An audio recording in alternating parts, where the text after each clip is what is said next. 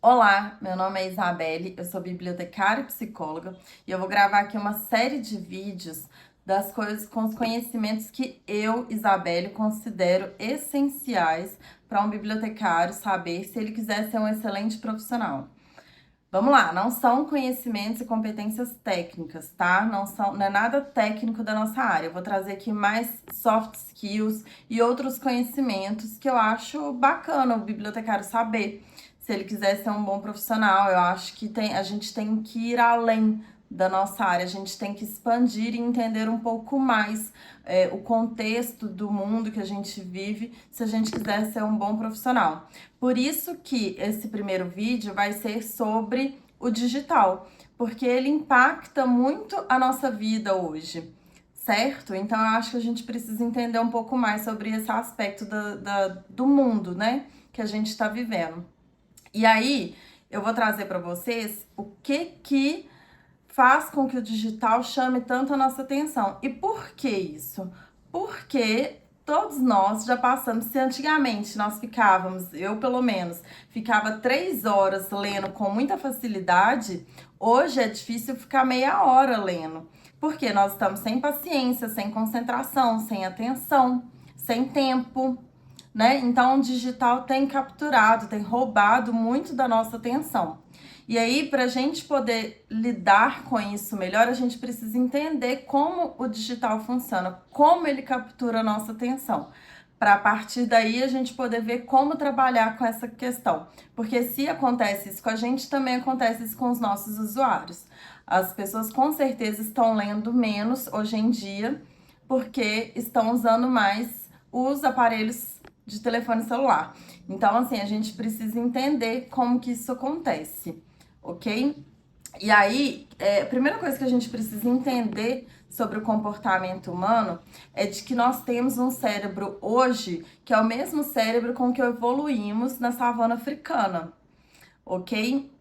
Então, nós passamos milhares de anos vivendo na savana de uma forma bastante rudimentar, né? Digamos assim, em que nós tínhamos que caçar o nosso alimento, nós tínhamos que buscar abrigo, nós tínhamos que nos proteger, correr do ataque de animais, tá? E é muito recente na história do ser humano a nossa forma de vida atual, em que nós vivemos em cidades estruturadas, casas estruturadas, com sistema de refrigeração, tá? Que a gente consegue dominar os animais, dominar a agricultura.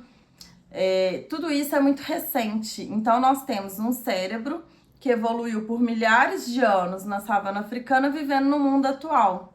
E isso, de vez em quando, causa alguns conflitos.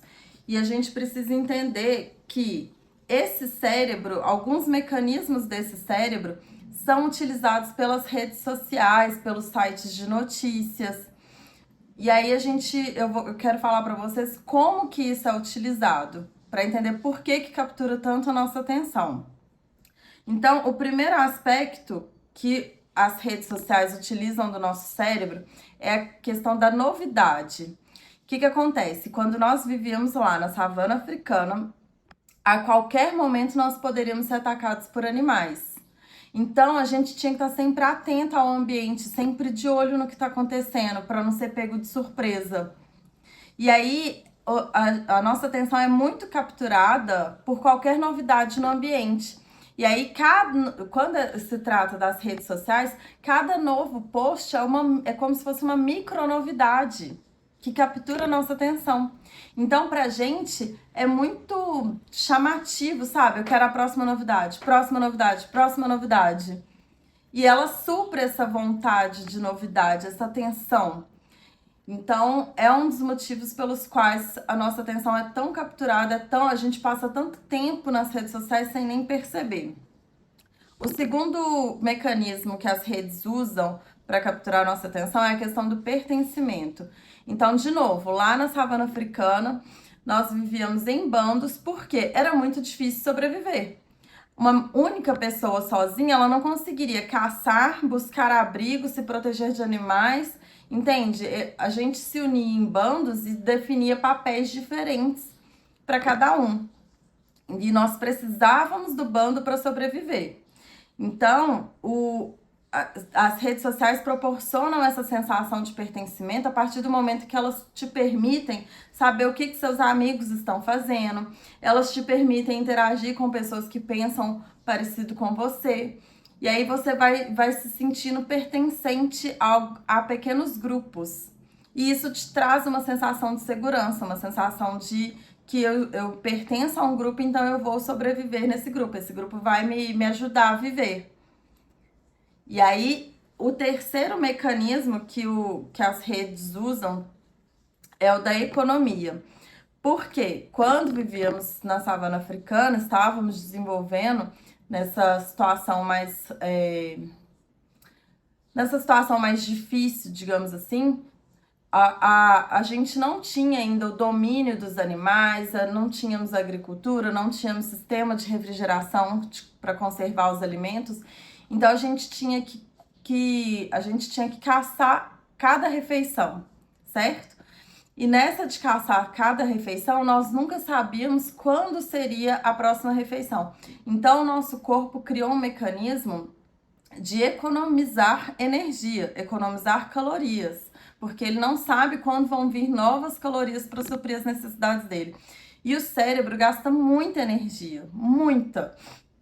Então, assim, sempre que o corpo pode economizar calorias, pode economizar energia, ele quer, ele gosta. Por isso é tão gostoso ficar deitado no sofá, só comendo e recebendo a informação de forma passiva. Entende? E aí as redes proporcionam muito isso. A gente passa horas ali sem pensar muito, só recebendo informação de forma passiva, sem gastar muita energia.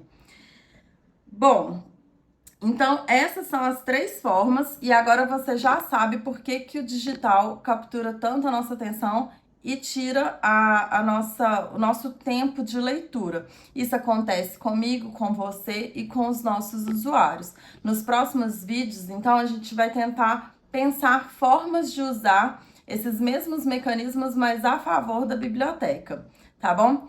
Espero que vocês tenham gostado. Um beijo e até o próximo vídeo.